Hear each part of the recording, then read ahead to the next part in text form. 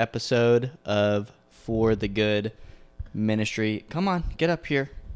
Buddy's being needy. Mr. Goblin. There we go. We got Stinky over on Michelle's lap, and then we got my son laying with me. He's been a stinky butt recently. Yeah, really smelly. He's been farting like crazy. Yeah. Sorry to all the people that are listening. You can't see the dogs. Yeah. But YouTube's better. Kidding. Actually, I mean, I'm being serious. But yeah. I'm totally being serious. Totally being serious. But no, actually, we have a lot of listeners. Yeah, we have a lot more listeners than watchers. Viewers, yeah. Yeah.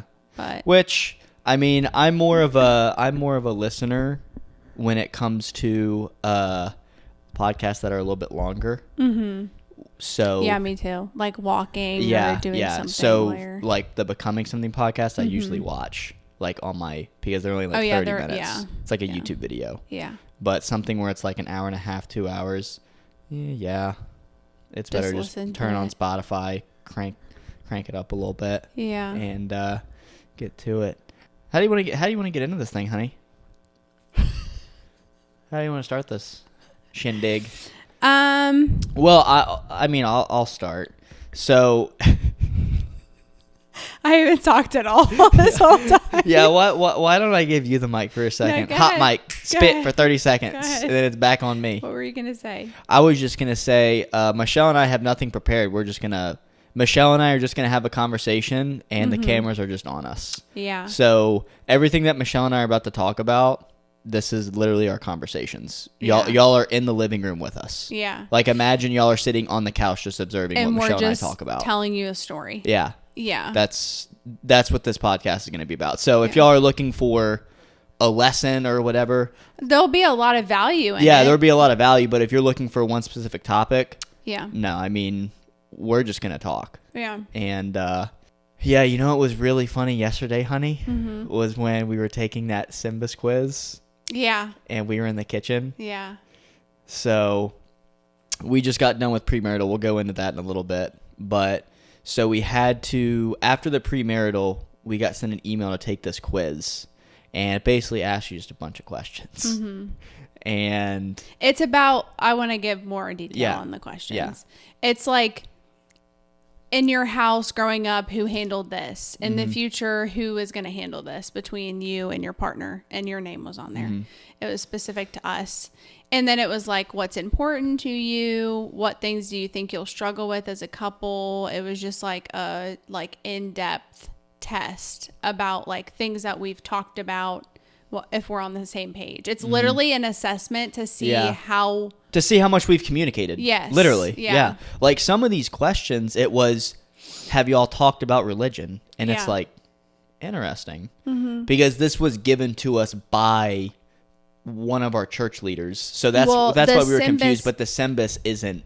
It's broad. It's not affiliated with any religions. Yeah, and it was weird because we talked about this too, that some of the questions were about like, would you control this situation, blah blah blah, and it's like, well, I don't have control over anything, so I don't know how you want me to, like some of the questions I just want to leave blank because I was like, I don't understand. Some of them it was really hard because it was like the part about, do you think it's important to keep your independence when you get married? Yeah. And I was like, well, if we're looking at it biblically, like we're not independent anyways. Yeah, exactly. And then a step further than that, we're one flesh now. Yeah. So it's like, so there is no independence. There's one. Yeah, it was weird. It was a little harder to answer, which now that we've taken the test, we'll have a meeting with the guy that ran the premarital seminar, and I'm curious to see what he has to say about all of that, because I was like, this just sounds really worldly. Yeah. Like, everyone nowadays is like, keep your independence, like, don't get tied down. And it's like, I can go out and do whatever I want, and you shouldn't have to have a problem with it. And it's like... Yeah, no, Michelle and I are going to have the same life. Yeah. I think that's going to keep us closer together than you having your own life and you going on your little girl trips and me going on my, like, come on now. Yeah. Let's be honest. Yeah. Anyway, so in the kitchen the other day, we were talking about it. Our answers. Because we took it separately. So we wanted to see if we answered some of the questions the same way. And so I gave Michelle a kiss. And I was like, oh my gosh, honey, you're so beautiful. And then we looked at each other, we're like, what'd you put? We knew what question we were talking about. And the question was, how sexually active do you think you and your partner will be? And we were like, more than once a day. Yeah. And we both said it at the same time. And it was funny because and then who's initiating it? Yeah. And we said both. Yeah, we had literally this. I am so excited to I hope he goes over all the answers because I have a feeling we literally answered everything the exact same way. Yeah, he's gonna look at it and be like, wow, this is. Yeah, y'all don't need to be in here. Just kidding.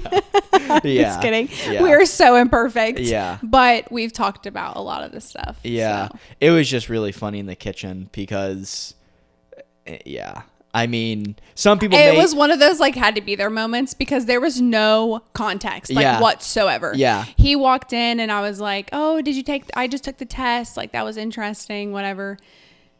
Went into the kitchen. I forget what I was doing. I think you were putting something in the fridge. Or I don't know. I don't remember. We were putting your Waterloo in the fridge. Oh yeah. Because you went to Sam's Club for me. Yeah. And then you gave me a kiss, mm-hmm. and then we both were like. I knew I know what you're thinking. What did you put? Yeah. And then, we both gave the exact same answer. So that's good. Yeah. And I also want to go on the record and say there's nothing wrong with that at all. Yeah. Because there are some clips that have been on the internet that I have said where I'm incredibly obsessed with Michelle. Mm-hmm. And people are like, oh, she's an idol. She's an idol. You're making that an idol. And I'm over here I don't know if y'all actually understand biblical marriage then. Well, and the word obsessed has a really bad connotation with it. Yeah, it does. So it's biblical marriage is you're literally supposed to die to yourself and put the other person above you. Yeah. So if that's what being obsessed means, yeah. Yeah. It's weird because it's people will be like, oh, this guy better watch out, or people are like, this sounds like an idol. I don't know if this is biblical. Watch out for this guy. And it's do y'all believe in Ephesians 5 or not? Yeah. Well, and that's the thing that we just talked about, the independence thing. Yeah. And people are like, no, that shouldn't be. And nowadays, it's too, you're, what is it called? You're a simp. Oh, yeah. If you show your feelings, right? All of my past relationships, no feelings whatsoever. Mm-hmm. People questioned whether we were dating or friends. Yeah, I don't know because that clip went viral on or not viral, just a lot of comments. A lot of comments. Half of them were very positive. Oh man, this is exactly how I've loved my wife for 30 plus years. Mm-hmm. Then you have the people that are single, probably never been in a serious relationship. So when they say stuff like that, it's dude, you're just bringing out insecurities of yourself because you haven't found this love yet. There's nothing wrong with me being obsessed with my woman that I'm going to marry one day. Mm-hmm. And in the same way, that's I'm going to say it like this. If you believe in Ephesians 5 and you believe that whole passage, then if you are ashamed of saying I'm obsessed with my partner, I'm in love with my partner, then you're probably ashamed of saying I love Jesus as well. Mm-hmm. It's the two things are literally those things coexist. Yeah. And it's so easy for someone to take that out of context and see that clip and be like, oh, this is so unhealthy. Because it's okay, you also don't understand the fact that God is way above me and he's way above you, that's what comes first. Yeah. But biblical marriage is dying to yourself and putting the other person above yourself. Mm-hmm. And I'm not going to do that if I'm not obsessed with you. Yeah. That's what I'm saying. Yeah, I think it's just that word. It's the same thing with submission. People are like, oh, it's so bad. And it's no. You think the word is bad. Yeah. And also you are listening to the world. Yeah. And the world's going to tell you that it's bad. Mm-hmm. Yeah. Yeah. I'm just going to go on the record and say right now, Michelle and I don't make each other an idol. No, we do not. I'll be there's a difference between making someone an idol and loving them with all of your heart. Exactly. And even on that point, well, actually, I'm not going to get into that. And people are going to say what they want to say. Yeah. But. So I'm going to go on the record again and say I am incredibly obsessed with Michelle, my future wife, and I love her with all my heart. I'm never going to go back on that and say, oh, yeah, you guys are right. It's not biblical. No, it's biblical. Read Ephesians 5. Study Ephesians 5. Yeah. And then once you get done studying that, read Psalms. The whole book of Psalms. And then, I mean, everyone has their own theology and stuff, but, I mean, I do not believe God is looking at me like, oh, you should not be obsessed with your partner. If God told me that, yeah, I don't know how much I would believe that. Yeah. Yeah. You know what I'm saying? I don't think I would believe, oh, yeah, you should love your partner less, actually. You love them a little bit too much. Interesting. As long as they're not above him. You know? Yeah. Yeah. I don't know. Yeah. Very interesting. Yeah, so we're just going to talk about premarital because Michelle and I haven't talked about it yet. Yeah. Or we have, like, here and there, but... So when we started dating, and if you've heard our story, you know that, like, we already knew we were going to get engaged. He told his friends when I went to go see him for the first time that we were dating. And in that moment, when he was telling his friends, he already knew that he was going to propose and that we were going to get married. So that was one of the first conversations we had, like when we were like, okay, yeah, this is it. And then it was like, let's do like premarital. Let's like make sure that we're doing this the right way, because this was the first relationship that both of us had after giving our lives to Jesus that was like really that serious. Yeah, you know? yeah. Serious relationship after both of us being saved. Yes. For me, it was only like 4 months. Yeah. Yeah. I was only in one relationship before you, and it was like a weekend. Yeah. Couple dates. Yeah. Yeah. See you later. I went on lots of dates. And you went on a lot. Kind of dated somebody, but it was like not healthy at all. Yeah. So yeah, this was like the first where we were like, okay, yeah, this is it. I always knew after I gave my life to Jesus that like premarital was going to be something that I was going to do even before I met you. So luckily, after we moved to this new city, the church that we're going to had a seminar scheduled in February, and we were like, oh, it's perfect. That's like right on time, because we're literally getting married in a month and like 15 days at this point. That's crazy. Yeah. Yeah. So we signed up last winter, which feels crazy because it felt like that was like 5 months ago. And it wasn't really that long ago when we signed up for it. Yeah, we signed up for it in December. Yeah. But it's less time to December now from our wedding date. Oh, yeah. To go backwards. Yeah, to go backwards. Yeah. Yeah, that's crazy. Yeah. Felt like we were just watching The Grinch yesterday, honey. Yeah, it does. Shout out Grinch. It feels like I was just in Houston yesterday. Yeah. But yeah, so it wasn't like a one-on-one thing. It was a seminar, and there was, I'm trying to think, there's 3 couples at every table, and there was 3 tables. Is that 9 people? No, that's way more. No. No, 9 couples. There were 18 people total. Yeah, 9 couples. Yeah. And we went over Sacred Marriage by Gary Thomas. So I read his Sacred Search book after I gave my life to Jesus. Actually, I think I read it at the beginning of last year. And then I read like Outdated. If you're single and you're a believer, I totally recommend books about dating. It helped me so much. It opened my eyes to so much. After I gave my life to Jesus, I was like, okay, yeah, I'm waiting until I'm married to have sex with my husband.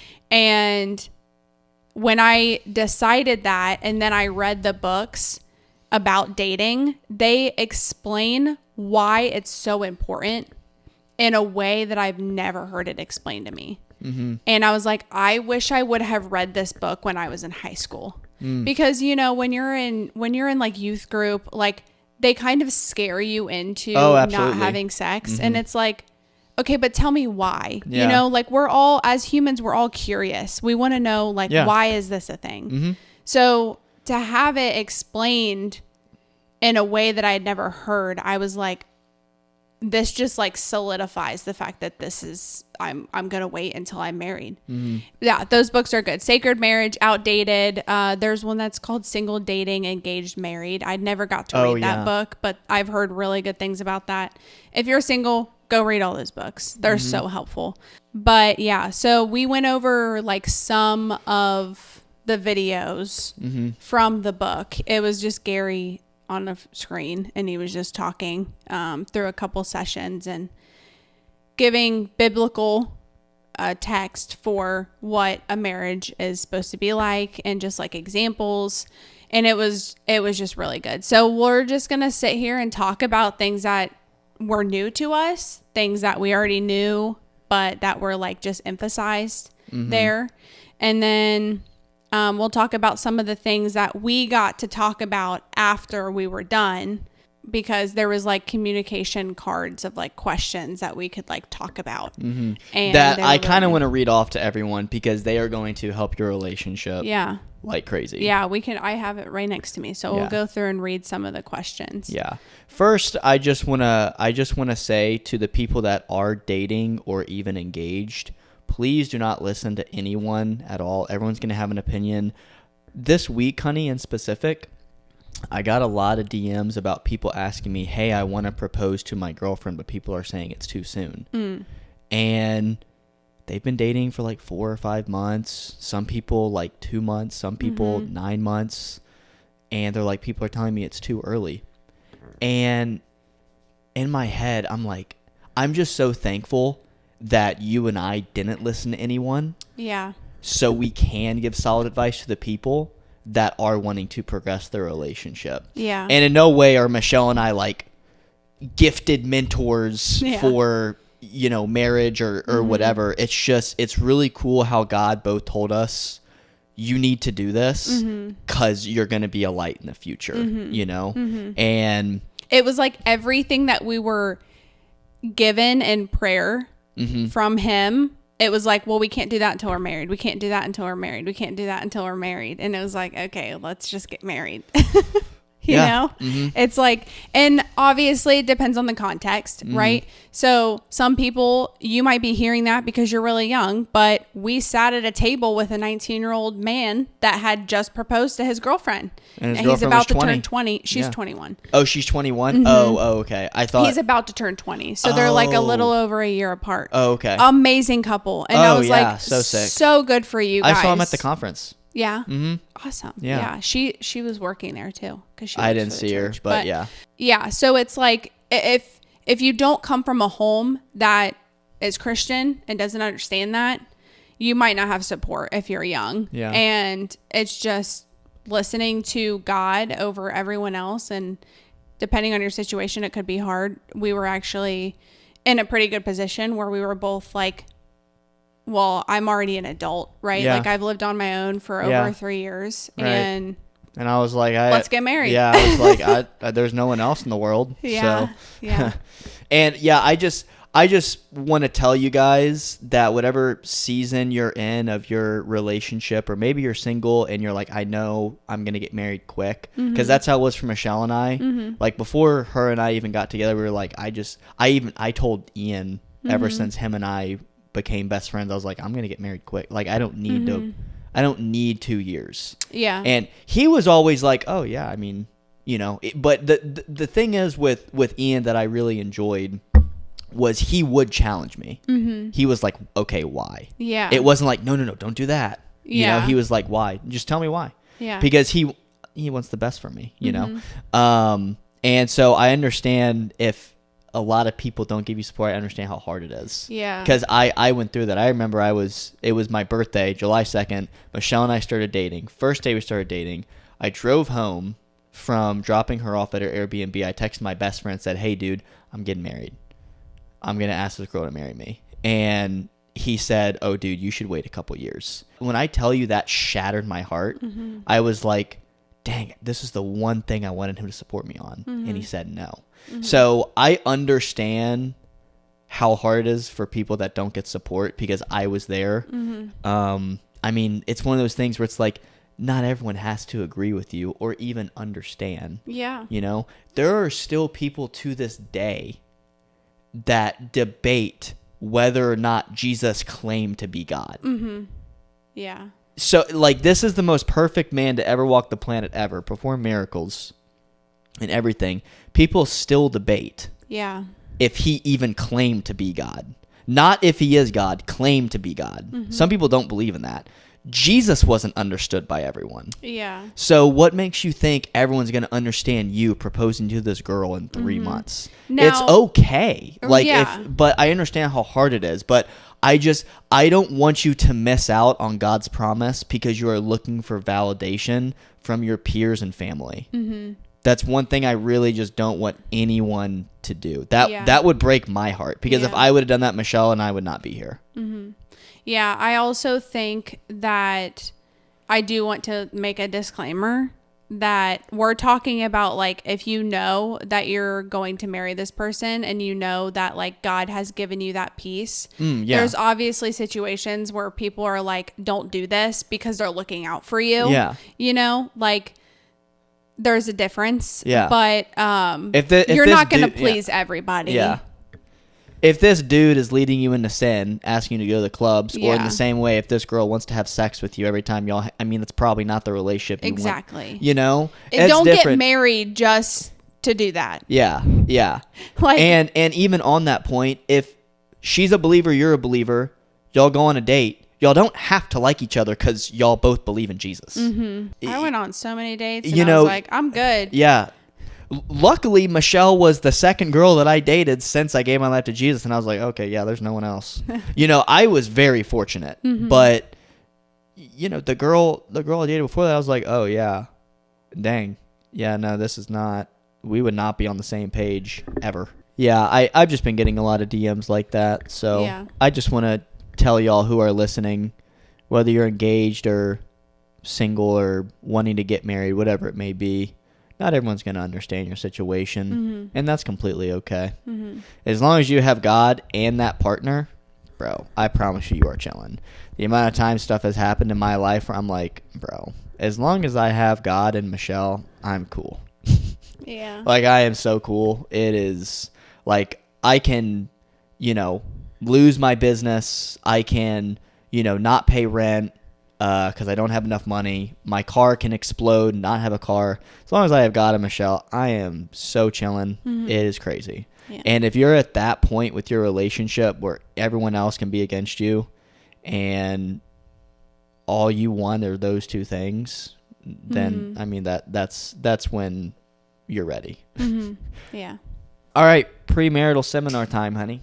Yeah, we're going to talk about the things that we learned during that seminar, and at the end we'll go over some of the questions too that we talked about. So one of the biggest things which the world gets wrong all the time in relationships, just to start it off, one of the biggest things that we learned that we're going to remember for the rest of our lives and teach our children is that relationships, marriage, is not supposed to make you happy. It's supposed to make you holy.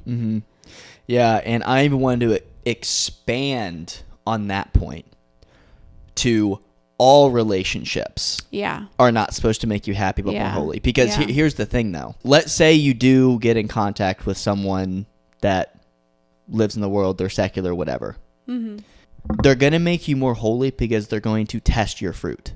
They're going to test your patience, your kindness, your self-control.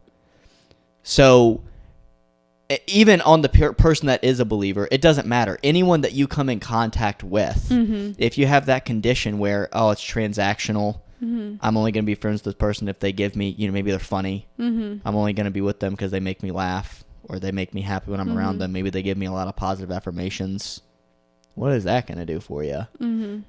That's so conditional. Yeah. And also, like, the reason why he said happy is because a lot of times people are like, well, I don't want to be friends with this person, or I don't want to be with this person because I'm upset with them right now. And it's like, yeah, you're talking about an imperfect person. Yeah. A human. Yeah. Yes. They're going to upset you. Yeah. Like, it's not about that. It's about, like, pushing you closer to God and making you more holy. So that was something that I have honestly never been able to say about any of my relationships before Jesus, the ones that I went on dates with after Jesus. Like, there was no making me holy, like, at all.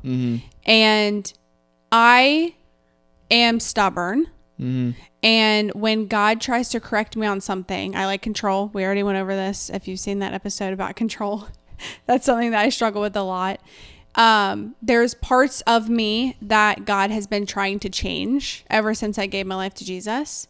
And I've been so stubborn and not listening to them and like just being like, okay, I'll work on it. Like it's fine, but like not fully putting in the effort or allowing that change. And when you and I got together and things have come up, it's like, okay, yeah, like this needs to change. Like it's making me more holy, right? Like there's things that we both need to work on and that we've both talked about. And it's like the old me would have been like, no, I'm perfect. Like you're wrong. Like that you just hurt my feelings by telling me that I need to work on something that God's already been trying to work on me with, you know? It's crazy because it just, when he said that, I was like, wow, that's literally our relationship. Like we're making each other more holy and we're pushing each other closer to God. Yeah. Also, what we're not saying is please don't be with someone that always makes you unhappy. You know? Yeah. Well, I don't think that they're going to make you unhappy if they're making you holy. Yeah, exactly. It's just you should be focusing more on, okay, this is growth. Yeah. This is supposed to happen. And you might wake up one day. I mean, we're going to learn this really quick. Being in a tiny apartment with each other, there's going to be things that we both do where it's like, oh, really? It might not make me happy, but you're still there making me holy, you know? Yeah. You remember a couple episodes back when I forgot what topic we were on, but we were talking about if you're not going to change for God, then you're not going to change for your partner either. Exactly. Yeah. When he said that, that's where my mind went to immediately. Yeah. And I forgot where I heard that from because when I said that on a podcast, I heard that from somewhere. I don't know if it was a TikTok video or whatever. And it's so true because think about the things that God tells you to change about yourself. Does it make you happy doing it? No. Change is never change is happy. never if happy is an emotion though. Let's just get that straight. Yeah. Emotions are fleeting. Yeah. If you come to me and say, oh, I am so happy when, you know, I hit a rough patch and I'm in the valley and I am just so happy that God's testing me. I don't know about that there. I'm so happy when I do something and instantly get convicted for it and then I feel like crap. Yeah. Like, yeah. No. Yeah. So, that's where my mind went to because it was like, yeah, that makes a lot of sense because I'm never happy when God's trying to change me. I still have joy, obviously, but I'm not happy when God's prying stuff out of me in the same way when I need to change for you. I'm not going to be happy doing some stuff. It doesn't always feel good. Yeah, that's the whole point of becoming more holy. Yeah. Yeah, that was a really big key takeaway that we had. And he said that at the beginning. Yeah. And it was just really good. It's not that Michelle and I didn't know that. It was more along the lines of it being worded that way. Dude, if you think of your relationship like that, you know, your partner testing you, maybe your wife getting on your nerves, your husband getting on your nerves, and instead of you being like, wow, this guy's not making me happy, maybe I didn't choose the right one, because that's what our mind usually goes to.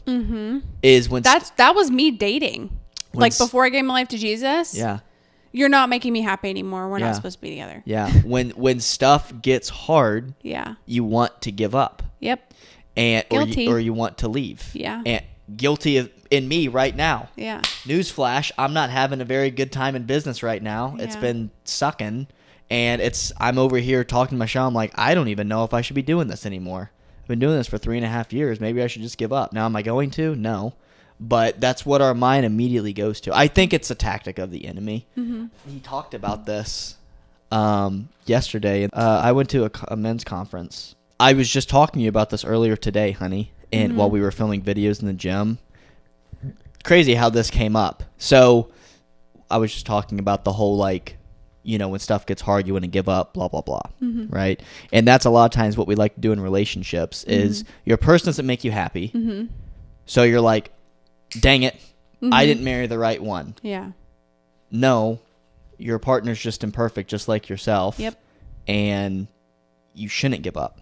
And what did he say, real quick? What did he say when that does happen? A lot of times people like to point fingers, but really what we need to do is hold up a mirror. Yeah, hold up a mirror. Yeah. When something's going on and your partner's not making you happy, you need to look at yourself first and figure out, am I giving them what they need in this relationship? Am I being selfless like God calls me to do? It's never you. It's always, hold on, let me examine myself first. That is so important. Yeah.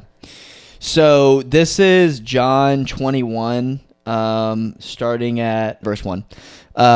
Later, Jesus appeared again to the disciples beside the Sea of Galilee. This is how it happened. Several of the disciples were there. Simon Peter, Thomas, Nathanael from Cana in Galilee, the sons of Zebedee, and 2 other disciples. Simon Peter said, I'm going fishing. And the speaker last night explained it as, when Peter said this, he was saying, I'm giving up. Because stuff got really, really hard for Peter. And so when stuff got really hard, he fell back to what was comfortable. And remember, before Jesus came to Peter, what was his job? He was a fisherman. And then Jesus said, you're going to fish for people now. So theologians believe that when he said, I'm going fishing, it wasn't I'm going to go fish for people. It was literally, I'm going to go fishing because I am very uncomfortable and I don't like doing this anymore. And he literally went out to go fish. Y'all can read the rest of the story if you want. That's John chapter 21. Yeah, and that's what we do in relationships as well. And I wouldn't say I have struggled with it because I've always had the fear of rejection. So my first instinct has never been, oh, this isn't the right one, I gotta leave.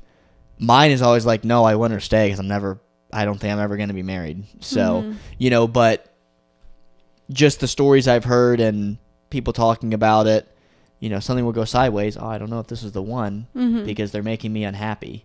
Yeah. And you can't treat your relationship like that, especially if it's the one that you're trying to marry. Yeah, I want to read this part of the book. So it says, some couples live with a conviction that their marriage relationship is designed to meet their needs, satisfy their hunger for ever increasing romance, and fill the void they feel in their heart and soul. Wow. And this is how people go into relationships. Ooh, that's really good there. I'm lonely. Fill this void. I'm insecure. Make me feel secure and make me feel better about myself. This was me before I gave my life to Jesus. Every relationship I got in, it was like filling a void, making me feel secure, and making me feel wanted. Yeah. And I think that's why I was so okay with being intimate, because it was like, oh, I'm wanted. Yeah. Like they like me. Yeah. And they find me attractive. And it's like, that only lasts so long. Yeah. Going into a relationship expecting them to meet your needs, you shouldn't be married. Yeah. Sorry. Yeah. Another part, we're just gonna hammer down on convictions. Here we go. If you are afraid to face your sin, don't get married, because this relationship will expose your sin like nothing else. Oh my goodness. And that's very truthful. Yeah. Because again, relationships you are looking at a mirror. Literally, it is, you are looking at yourself and then it's getting reflected back onto you to her.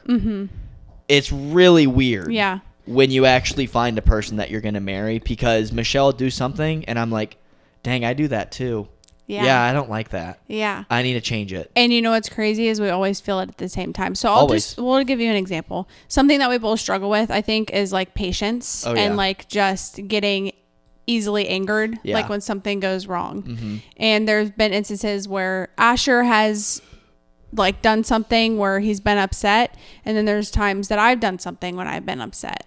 And we both have talked about it to each other, like, hey, like, and it's crazy because after it happens, like, so let's say I do it, I feel it instantly, and you feel it like from your perspective, even though you didn't do anything. Right.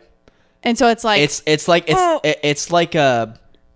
Like the conviction's up here. Yeah. And then I also get a conviction because we're becoming one flesh. Yes. Yeah. It's crazy. It's really crazy. And you feel like, I'm going to be completely honest, in my past relationships, when I upset them or like when something happened, it was like a lot of times I wasn't able to be humble. It was like, well, I don't feel sorry for you. Like, it wasn't in a mean way. It was just like, I didn't go on their level. A lot of it was kind of like off the wall stuff that like shouldn't have upset them in the first place. It just came from insecurities, but I wasn't able to go down to their level and like imagine like them sitting down and like getting upset. Like, all I did was stand over them with like my hands on my hips. You know, it wasn't like me bending down and being like, are you okay? Like, how can I make this better? You know?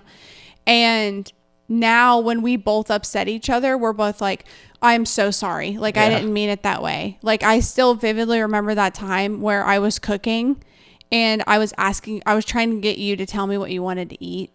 And I was like, what do you want? And it did not sound that soft. It came off really rude and just like snippy. And immediately I was like, I'm sorry. Like, I'm not trying to be mean. I just want to know what you want to eat. Yeah. Yeah. And I still feel bad about it. And like, I'm still careful with like the way that I word things. And like, it's crazy. Like, your sin of like getting angry and like snapping and like all of those things that you probably could have done previously in relationships, like, you literally get convicted about them either right before you do it so that you don't do it, or you do it and then you feel convicted about it instantly. Can you read that sentence again, honey? If you are afraid to face your sin, don't get married, because this relationship will expose your sin like nothing else. Okay, yeah.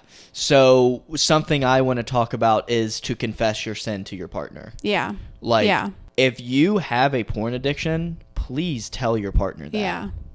If you have an addiction to, I don't know, nicotine or something, and you try and hide it from her, please tell her. Yeah, yeah. If you're following girls and it's hard for you to unfollow them, please tell her that. There's nothing wrong with telling your partner stuff that you are struggling with, because the whole point of a partner is for y'all to grow together. It's not one of those things where y'all are together, y'all make babies, and then y'all don't help each other out. Right. That's not how this thing works. No. She's supposed to be your best friend. Yeah. Or he. You know, and if y'all aren't best friends, that's concerning, in my opinion. Yeah. Well, I don't even know if it's my opinion. I just think that's truthful. Yeah. You know, I mean, I don't share my deepest, darkest secrets to not my best friend. You know, I don't share my secrets with my dentist that I see twice a year. Yeah. You know, and I share all of my secrets with you.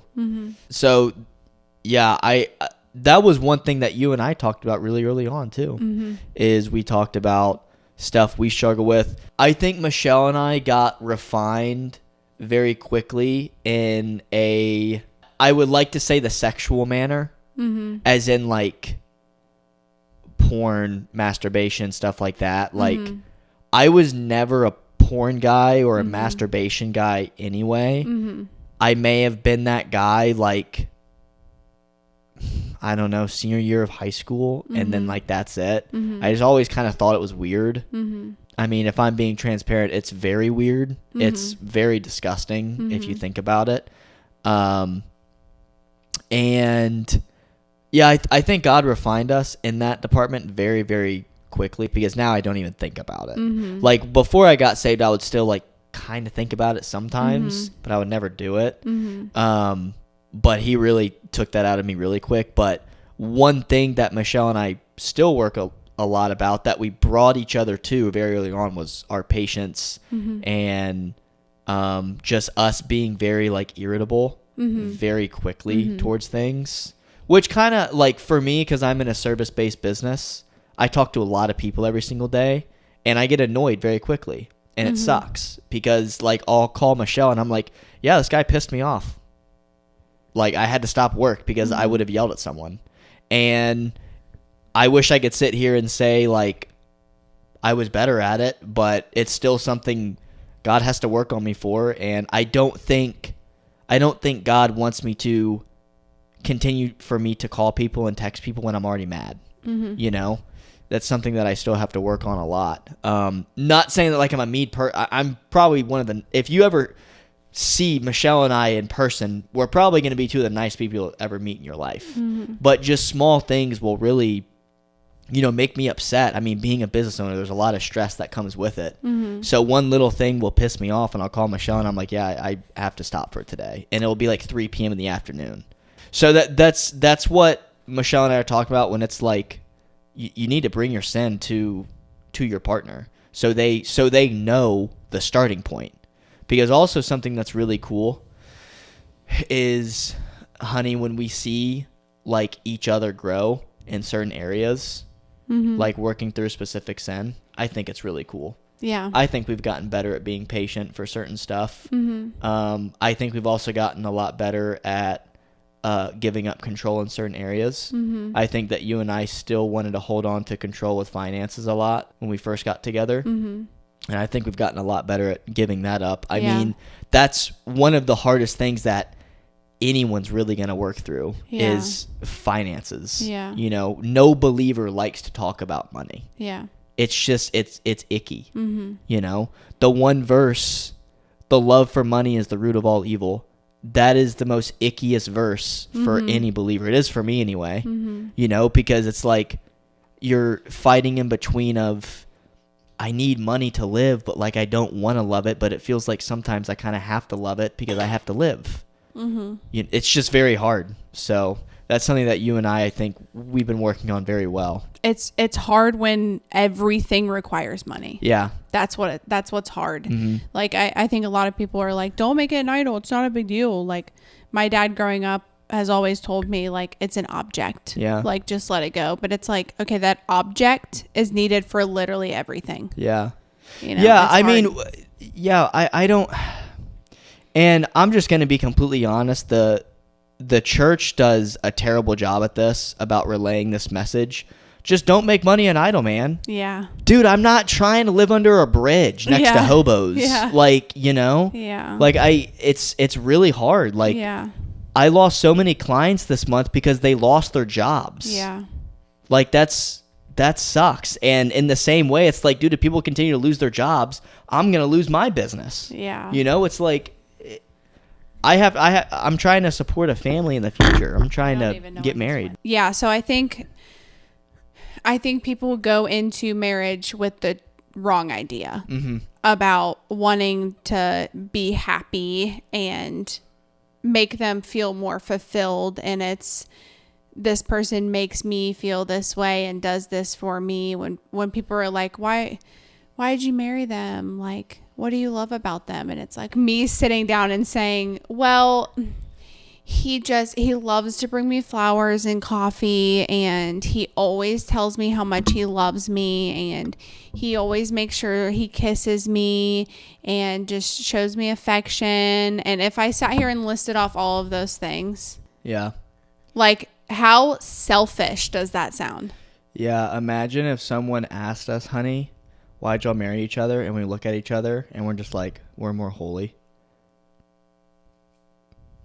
Mic drop. Like people be like, what does that even mean? You know? But it's true though. So I don't know where we were going with that. But I wanted to wrap up that point about people getting married for the wrong reasons. And this is why divorce is so high, because the second that person stops meeting those needs that they met when they first got married, they get divorced. They're like, okay, there's more people now getting divorced after being together for over 30 years. It's happening all the time. And I'm like, what are y'all doing? Like, why are you just giving up when the person just stops meeting your needs? Right? It's like, okay, that's where we're talking about the mirror thing. You know, like, examine yourself. Are you the same person you were when you first got married? You know, like, you and I are going to change. The person that you love, we do. The person that you love right now in me is not going to be the same Yeah. in 10 years. Yeah. And we're going to evolve with each other. Mm-hmm. You're going to see me become, hopefully, a mother. And oh, man, you're going to be so hot.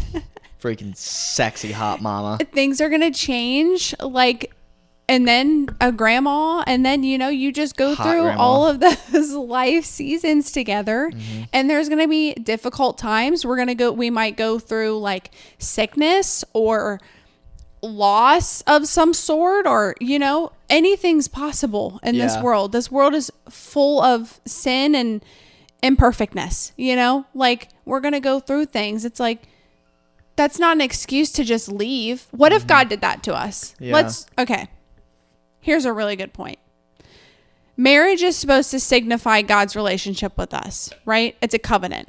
You enter into a covenant, you get married for life. That's why in your vows you say, till death do us part, right? Yep.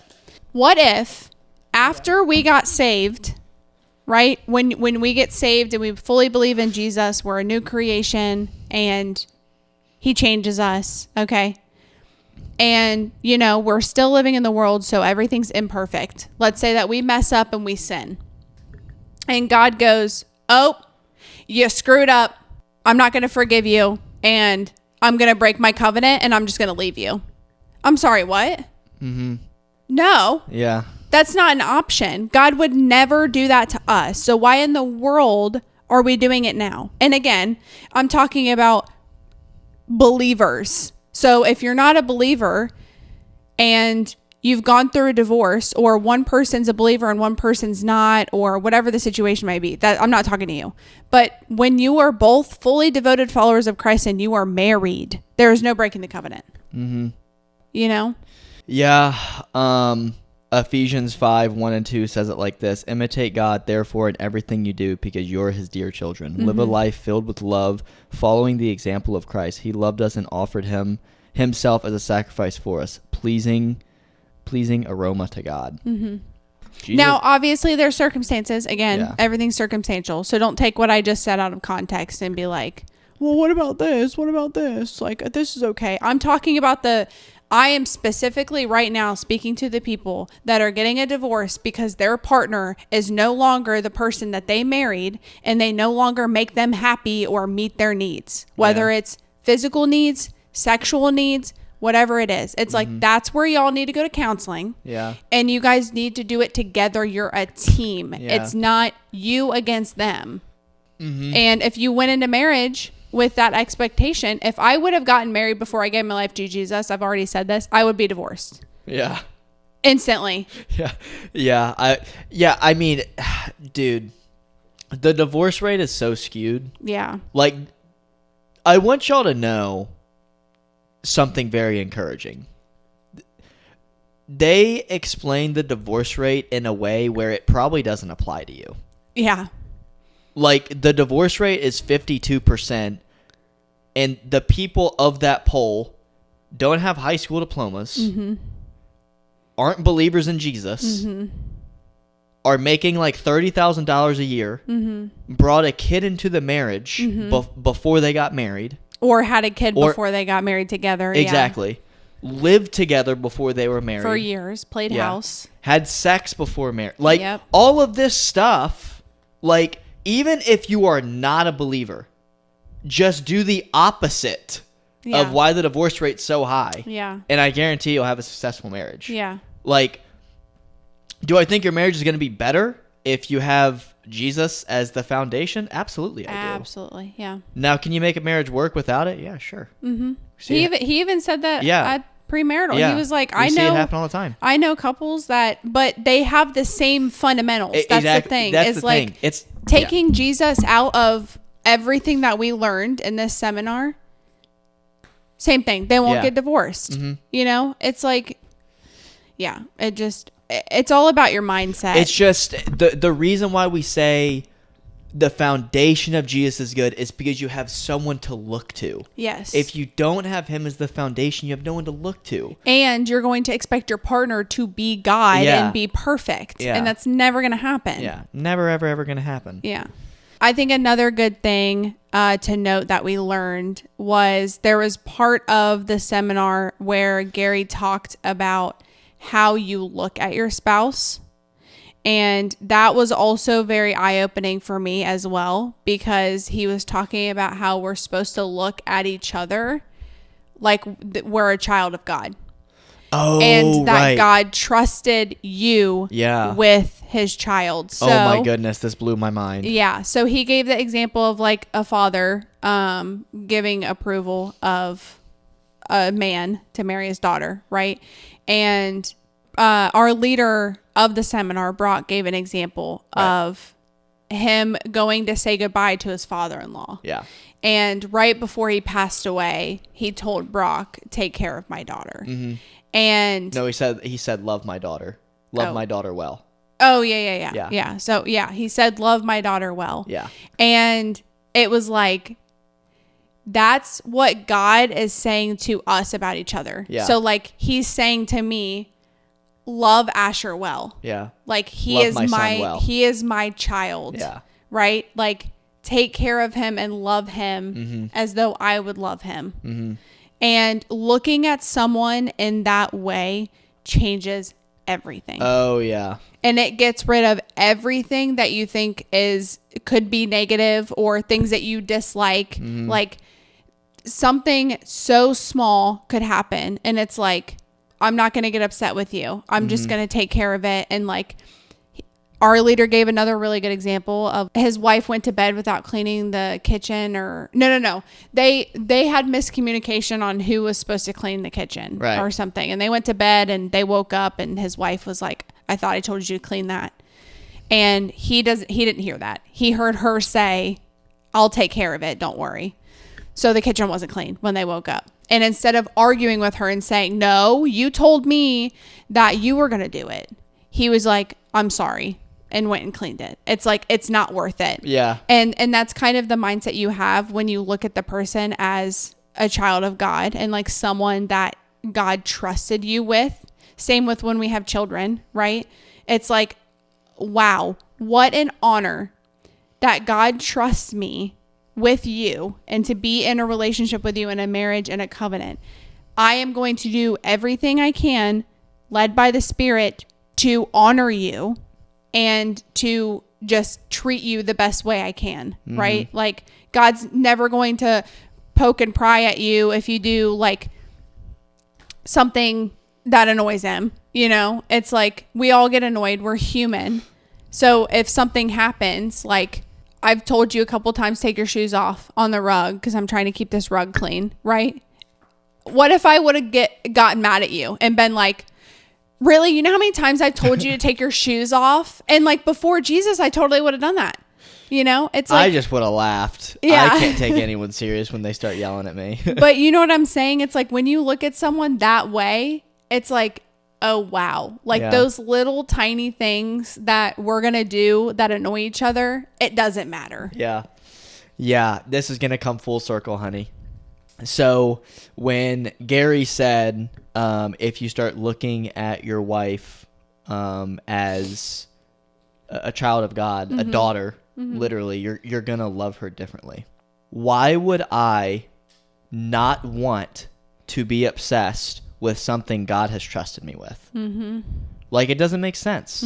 You know, it seems like that would be the most healthiest healthiest way to have a relationship. Yeah. You know, I'll say it like this. What is the most prized possession in your house? Maybe it's your $4,000 PC. Are you obsessed with it? Yes or no? The answer is 100% yes. I know I like my PC a lot. It's a lot of money. I have to take very good care of it. I do all my work on there. I game on it. There's a lot of stuff I do on it. So when I go on trips, I protect it. I put it in a sack, bubble wrap, whatever. If I have to drive across the country or I have to move like I just did, I have to take care of it. In the same way, when God trusts me with you, I need to be obsessed with it so I can protect you well and love you well. It's the same thing. Yeah. That was so awesome when he said that, honey. Yeah. Because it's the whole, like, once you have a vertical relationship with God and understand how much he loves you, then you're going to understand how much you love for your partner. and how much you need to change for your partner. Yeah. If you're the same person that you are in marriage 10 years down the road, you're doing something wrong. Mm-hmm. So wrong. You need to be changing for, because I guarantee you God's telling you to change. And your partner is trying to bring that out of you as well. Yeah. The same way Satan uses people, God uses people even better. Yeah. And to go further on that point, we were talking also about like kind of like the points thing where it's like, well, the point system? Yeah. And it's like, well, I'm going to do this because he did this, or I'm not going to do this because he didn't do this. You know, it's like you should love, honor, and respect your spouse regardless of how they've treated you the past 8 hours. Mm-hmm. You know, like if we go throughout the day and it was just a bad day for you and there wasn't a lot of affection, or you were busy, gone, whatever it is, and you come back and I'm like, well, when we're married, and I'm like, we're not going to have sex, and I'm going to go to bed before you, and you're not going to see me at all because I get up before you, and it's like, no. Yeah. And in the same way, we've said this multiple times before, honey, if you put restrictions on how you love your spouse, you're going to put restrictions on God's blessings for your life. Exactly. So if he doesn't bless you in a way that you were asking to get blessed, or you don't receive a answered prayer the way that you thought it was going to be answered, you're going to give up on him. And you're going to give up on him and be like... Or you're going to be like, well, you didn't do this for me, so I'm not going to do this. Or I'm going to go do this one sin because you didn't bless me, so it doesn't even matter. Yeah. And it's like, that's not biblical. I mean, if I'm being vulnerable, there's been times where I've been upset about something that happened. Like, for example, when I got towed. And the next morning I was like, well, I had to sleep in because it was a really late night driving over to the tow you place. got home at like midnight. Yeah, that was rough. And I get up at 6. So I was like, I'm just going to wake up right when I start work. And I was like, I don't have time to like I sit in this chair and read my Bible and journal every morning. And I was like, well, if I sleep in, I'm not going to have time to do that because I literally wake up an hour early before work so that I can do that. And so I was like, I'm just going to get that extra hour of sleep. And I was like, do I even want to spend time with him? Like, I feel like I'm like, really? Did I deserve this to be towed? Like, he already knows I have no money. Not that he did it, right? It was my responsibility. Right, yeah. But it was like, part of me was like, I don't even want to spend time. And then you came over at lunch and I was like crying because I had spent time in his word. And I was like, that's all I need. Like, that's all I need is to just sit down and spend time in his word. And so it was like, I'm not going to pout and like avoid confrontation with him. Right? Yeah. In his word, just because something didn't go my way. Yeah. So the same way in a relationship, like if something doesn't go my way, I'm not going to, not put out is what people say. Like, yeah, I'm not going to do that unless we're fasting from it. Yeah. Yeah. But yeah, I just caught something. Having a successful relationship with God doesn't amount to the blessings that are given to you. Having a successful relationship with God literally just means being in his presence at all times. People are always like, I don't know how to get closer to God. Like, I just feel so far from him. And I'm like, when was the last time you picked up a Bible? Yeah. Like, I know it sounds stupidly easy, but like, spend time with him. Yeah. Pray, read his word. Like, that's how he is with us, Like, yeah, of course you feel far from him. Exactly. Like, I'm not going to, know Michelle like the back of my hand if I call her once every 2 weeks. Yeah. Or even on that point, imagine how I wouldn't know Michelle at all. Oof. Imagine how much Michelle and I wouldn't know each other if you and I just went to Easter service and Christmas service together every year. We wouldn't know each other at all. No. I wouldn't know what your middle name was. Yeah. I wouldn't know where you would want to go eat after. Yeah. You may have changed your favorite restaurant last week, the week before Easter, and I wouldn't have known. In the same way, if you're spending time with God on Easter and Christmas, he could have given you a word last week before Christmas that would have blessed you beyond your wildest imagination. Yep. And you missed it. Yeah. Well, I mean, technically you can't miss out on God's will, but yeah, you know, you could have gotten it a little bit earlier. Yeah. You could have gotten that word a little bit earlier. Yeah. Well, even on that point, if you're going to just Christmas and Easter service, I'm not going to sit here and say you don't have a relationship with the Lord at all, but you know, it's definitely not on your forefront. Mm-hmm. It's definitely not on your priority list if you're just doing that.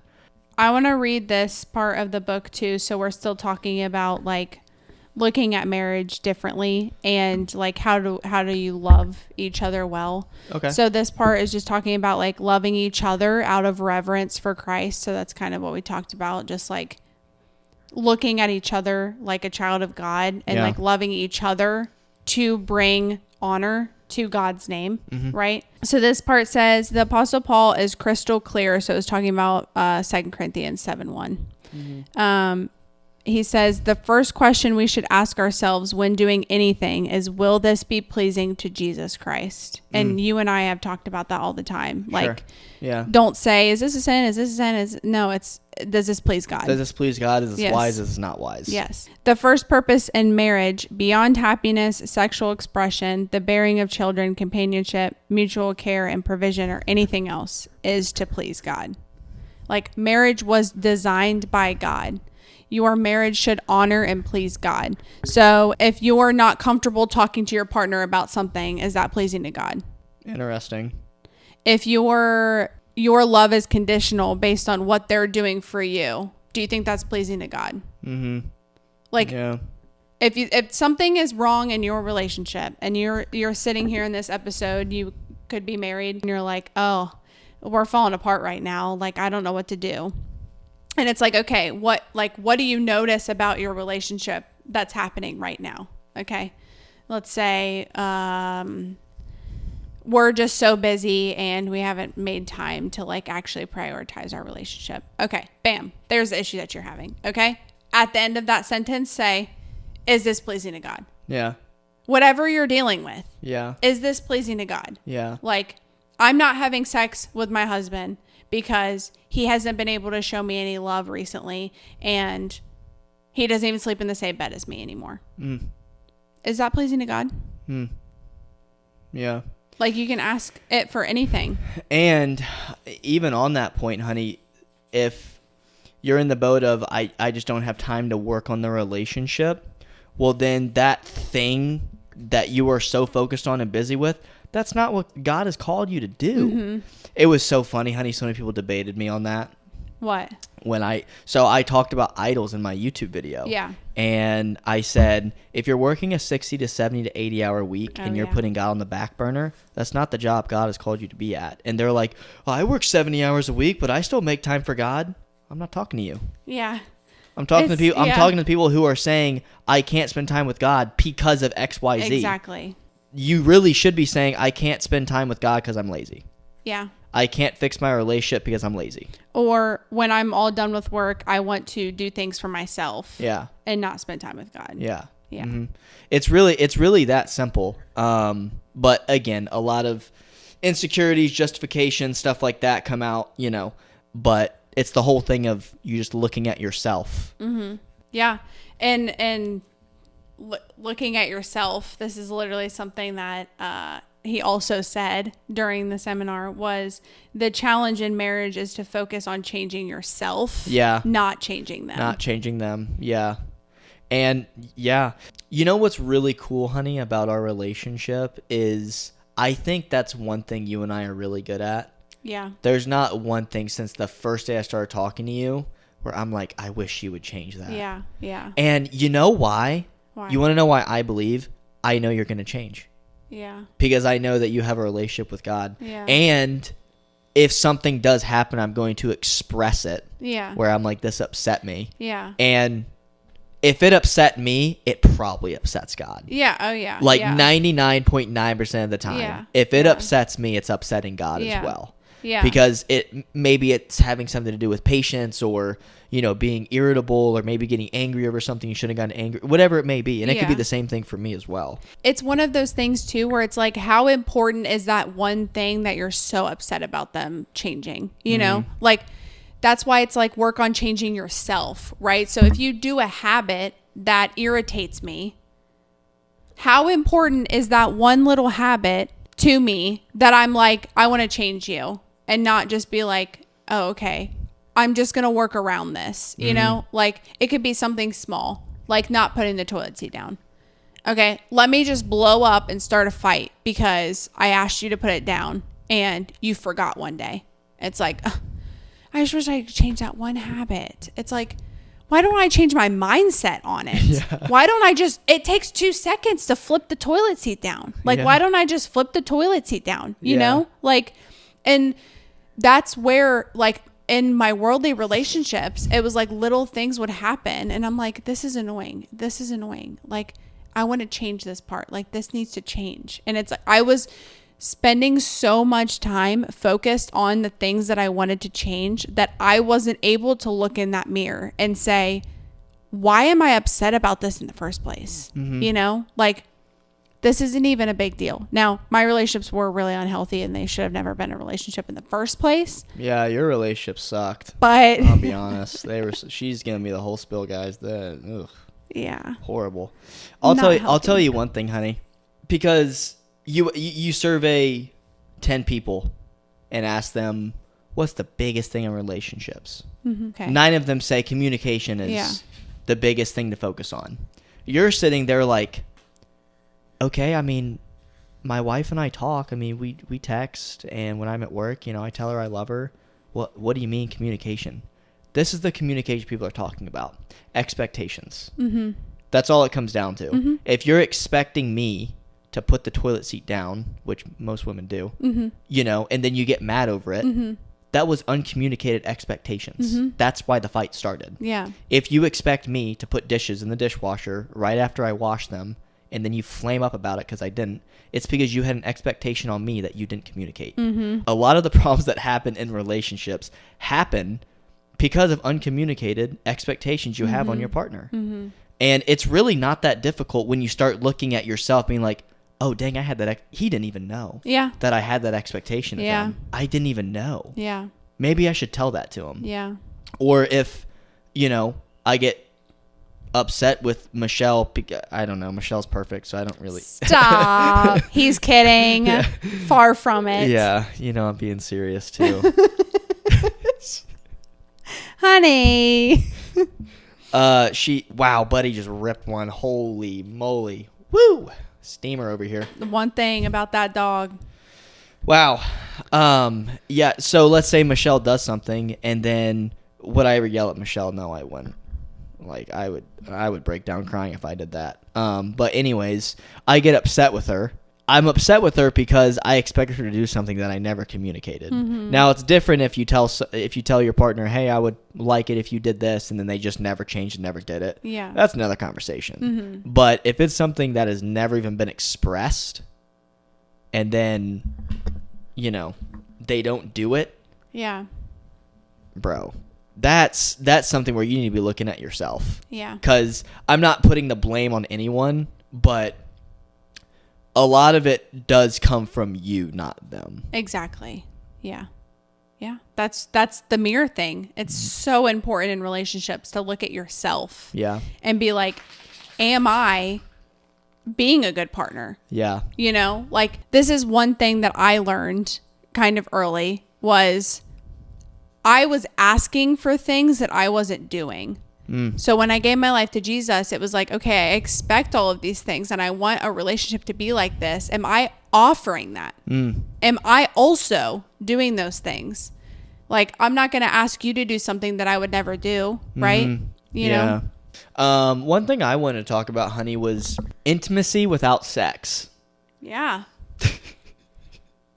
Because newsflash, intimacy does not mean sex. Yeah. Only. Yeah. And also, I always thought this was completely cringy. A lot of people do. Just to be honest, like, I thought this was cringy, and most men are probably going to think it's cringy. And we were asked a lot of questions at this premarital seminar.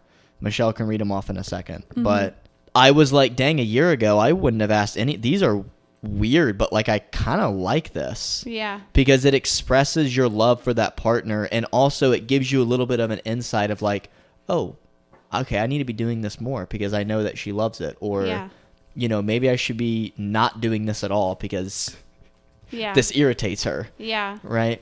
You want to read off like some of the questions, honey? Yeah, I'll read them off.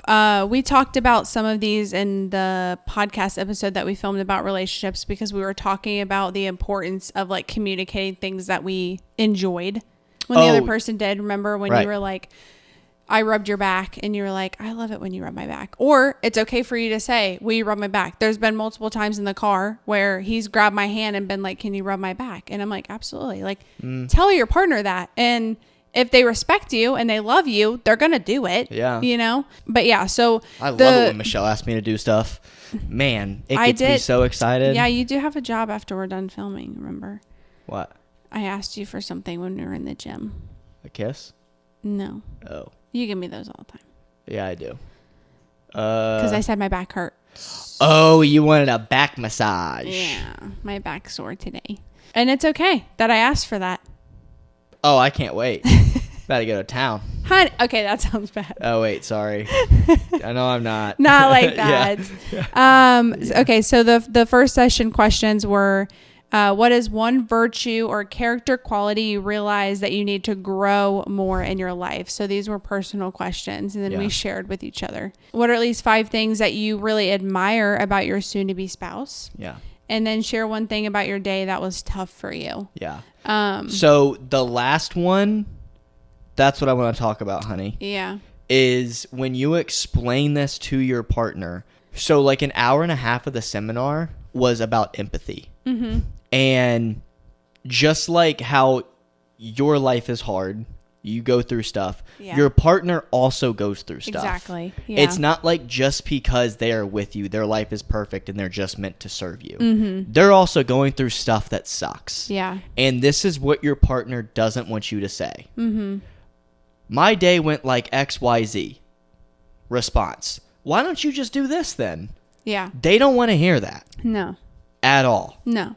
They want you to sit there and you rub their back or just sit there with them, maybe give them a kiss on the cheek or give them a hug or whatever. Yeah. And just say, wow, yeah, that sounds terrible. Yeah. I can't even lie to you. Empathize. Yeah. And empathize allow them to feel those feelings. Yeah. So in the Becoming Something podcast, they interviewed Jenny Allen, and she has a new book called Untangle Your Emotions. And she was talking about the importance of the fact that we are human and we have feelings, and it's okay to feel that way. Mm-hmm. Like with her kids, it's like her kids are upset and they're like, I just had a really bad day. This and this and this happened. She's not going to be like, well, you shouldn't feel that way. Yeah. It's fine. Just get over it. It's like, no, she sat down with them and said, tell me how you're feeling. Mm-hmm. Like, explain to me where you're at. And she was like, your feelings are valid, right? Like when you wrote this down, and you told me about it, and I was like, yeah, that like your feelings are valid. Mm-hmm. Like it's okay to be upset and to go through things. Mm-hmm. Just being vulnerable enough. And then if you're the partner that they're sharing that with, give them that safe space to share it. And obviously it's conditional, right? So like there might be some times where it's like, I want advice. And before we even start talking, I'm like, hey, I'm not just venting. I want your input, So that way, before I even start talking, listen to respond. Don't just listen to listen. Yeah. Most of the time it's listening. Yeah. It's just being a lending ear for me to talk about the things that I'm going through. Yeah. And I'm going to talk to my women right here that listen to this podcast. Dude, be that safe space for your fiance, husband, whatever. And don't tell your girlfriends his problems. Or don't go off and make fun of him for it. He told you that secret because he trusts you with it. Yeah. He trusts you in the same way he trusts God. Yeah. That's what it means about being a representation of God's love. Is everything you tell your partner, you're probably telling everything that I have told God since Michelle and I have gotten engaged. I have told Michelle. There's not one thing that hasn't slipped where I'm like, I can't tell Michelle this. I don't think she's gonna. No, Yeah. Something happens. No, I tell him, and then I go tell her. Yeah. Yeah. And it's the same thing for her. And guys, don't be too prideful. Yeah. To share it. Yeah. Like, I guarantee you're going to feel better once you tell her. 1000%. Like the amount of times my day has absolutely sucked eggs. Yeah. And I just come into Michelle's and I'm just like, yeah, honey, I had a terrible day. Mm-hmm. And I just sit on the couch and I just stare at her. Mm-hmm. And then we just do nothing. Mm-hmm. And it makes me feel so much better. Mm-hmm. Yeah. And you know what wouldn't make me feel better is if I were to come over and I told Michelle my day sucked. And then she goes, you know, just don't suck tomorrow and then it'll be better. You know, like that's, I don't want to hear that crap. Yeah. Yeah. You know, no man wants to hear that. Yeah. You know, and the reason why I say that is because the advice that people give when not asked is the obvious advice. Mm-hmm. Oh, dude, I'm really anxious about, you know, this project that's coming up. Dude, just don't be anxious. Mm-hmm. Thanks, dude. Yeah. Like, yeah. Dude, I'm really sad. You know, this girl broke my heart. And, like, I thought she was the one. Just don't be sad. Mm-hmm. Like, there's another one. Who the heck wants to hear that? Yeah. You know, all the relationships that I went through, yeah, I mean, I was hard. I don't know if they were the one or not, but yeah, I liked them. I enjoyed their company. I enjoyed their time. The worst advice I got was, oh, dude, there's another one out there. I don't care about all the other ones right now. I care about that person that just broke up with me. You know? Yeah. Like, if it's never going to happen, but let's say that we did break up, right? Like 2 or 3 months ago, whatever.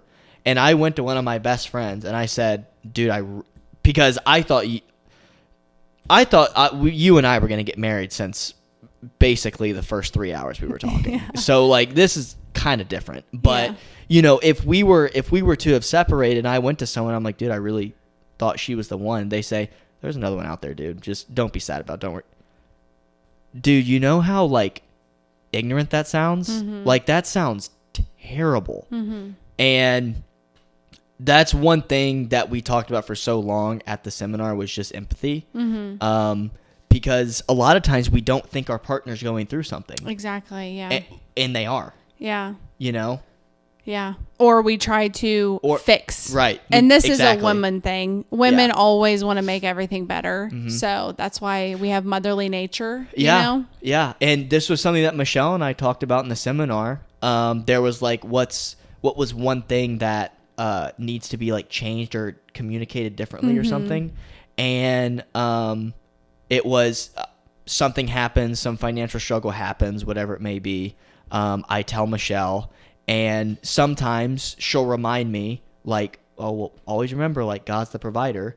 And I told her at the seminar, I was like, I don't want you to tell me that anymore. Yeah. Because I know. Yeah. You know, I just want you to sit there with me. Yeah. And it feels like you were kind of taken back a little bit. But I wanted you to know. Yeah. Because like when that stuff happens, I had no idea. That's why I was taken back. Yeah. You know? It's like when stuff happens, when I lose a client or let's say a big deal didn't go through, whatever, my initial response is not, God, you're so unfaithful. Like, what the heck? Yeah. Yeah. My response is, God, you're faithful. And this actually sucks. I thought this was going to happen. Yeah. You know? Yeah. So I didn't need the reminder.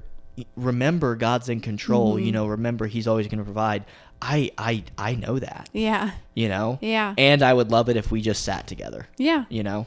So and that has been in the back of my mind ever since you've said that. And also listening to that podcast shortly after, talking about more on emotions and empathizing with people. And that's something that I've tried to take in the past couple weeks since then, where you've brought things up and I've just been like, I'm sorry. Your feelings are valid. Like, yeah. And I don't want to go on the point of like, oh, it makes me feel, because it's not all about what makes me feel better.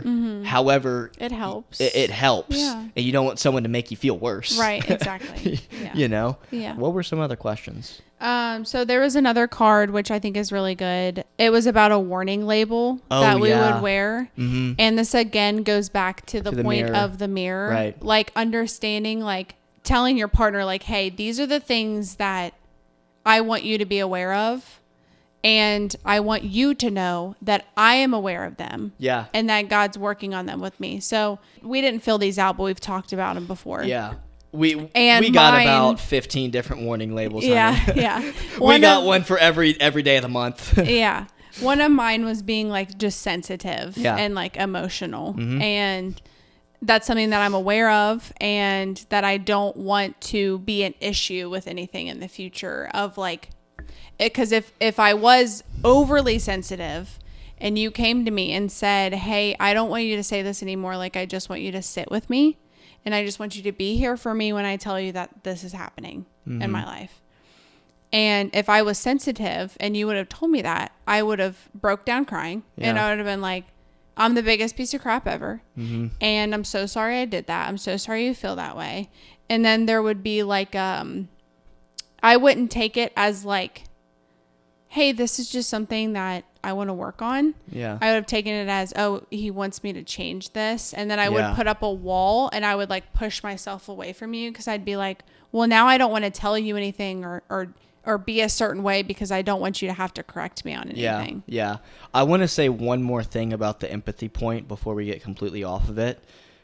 Empathy with your partner, like sitting with them as they are going through stuff, that's what's going to grow trust in the relationship as well. Mm-hmm. Like nobody's business. Mm-hmm. You know, when you go through something, maybe it's a friend of yours and you tell her everything. Mm-hmm.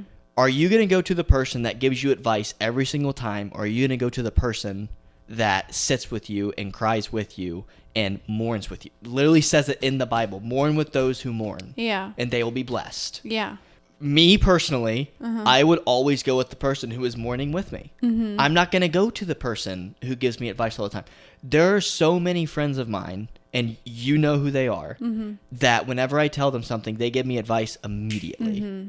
And I don't talk to them about anything. It sucks. Mm-hmm. I wish I could. Mm-hmm. But there are other people in my life who, you know who's really good at this? Tino. Mm-hmm. He is so good at just sitting with me about whatever I'm going through. Like, doesn't give advice. He's just like, dang, dude, yeah, that blows. And just doesn't say anything. He just sits there. Here's the difference, is when that person shows empathy, it grows trust. So then when you are looking for advice, you can ask him, and you're going to trust their advice so much more than the person who is just trying to give you advice every single time. Because those people never had your best interest in the first place. Exactly. Yeah. They just want you to stop talking about it. Yeah. You know? Mm-hmm. And I trust Michelle more than anyone in the whole entire world ever. I'm going to take her advice over basically anyone's. There may be a few things in life where I may take my dad's advice over Michelle's. Maybe a few. But anyone, I'm talking my brother, my sister, my best friends, my cousins, my mother. I'm taking Michelle's advice 99.9% of the time. And it's because she knows all of my problems, because she is very empathetic with everything. So I trust her the most. Not saying that I don't trust anyone else, but her trust elevates the more empathy you show towards someone. I just want to get that nugget out, because that's something we talked about in the seminar too, which was like, oh, this makes so much more sense. Yeah, that's what I was saying with the whole wall thing, is they like put up a wall and then they no longer want to talk to you. Yeah, it's really important. Yeah, and then the last session card that we got was talking about like things between us. So what are 3 things your fiance does that make you feel special and loved? And again, back to communication, it's so important to tell each other those things so that we know that like that's, hey, this is something that they enjoy. I'm going to keep doing this. And again, a lot of people may think this is cringy. It's not cringy. Yeah, it's not. If you like your head to be scratched on the third hemisphere on your skull, tell your partner that. Yeah. Like, I'm serious, honey. Yeah. I tell you, don't scratch the top of my head. Yeah. You know, scratch right here or scratch behind. Yeah. Like the top of it doesn't feel, you know, like it's. Yeah. You know, like be it's specific. It's you got to be very, very specific. Yeah. And I think people think that's cringy when in reality, those are the most healthiest relationships Well, they ever. think it's cringy because the world will tell them that yeah. it's cringy. Yeah. And that you're not supposed to share those things. And that, everyone believes in soulmates. So if you're that person, then you probably also think that your partner can read your mind. Yeah. And they cannot. Yeah. Newsflash, they can't read your mind. Yeah. You can't read my mind. Now, a lot of times you can. A lot of times I can. Because of the Holy Spirit. Yeah. Like, if I need something and you're like, hey, I just feel like I needed to do this. And I was like, yes, that's exactly what I needed right now. But that's not you and your own will. But it's so important to communicate those things. Oh, yeah. Another thing, describe one of your favorite memories of time you have spent together. And then the last one was, I am most attracted to my fiance when. Yeah. So we talked about all and of this those this things. was not, the thing is, this was also not sexual. Yeah. All of these people in the room were believers. Yeah. So as believers, maybe they have had sex before marriage, maybe not. Yeah. But everyone at our table has not. Yes. So it was, I am most attracted to my fiance when. In parentheses, I'm adding this. In parentheses, no, we are not talking about sex. Yeah. I forgot what I put for mine, but. Well, that was something that we talked about. At the gym. After. But yeah, communicating those things is so important and so healthy. And if you don't feel like you can communicate those things with your partner, there's something in you that really needs work. Or maybe you're with someone that doesn't make you feel safe, and that's a whole nother conversation you need to have with them. Yeah, your safeness and like embarrassment level should be on the same as it is with God. You shouldn't be embarrassed to bring anything to God because he already knows it to begin with. Yeah. And in the same way, you shouldn't be embarrassed to bring your stuff to your partner because, again, y'all's relationship is a representation of God's love. Yeah. That's the covenant y'all are diving into. Yeah. And God's not ever going to reject you for something that you're going through.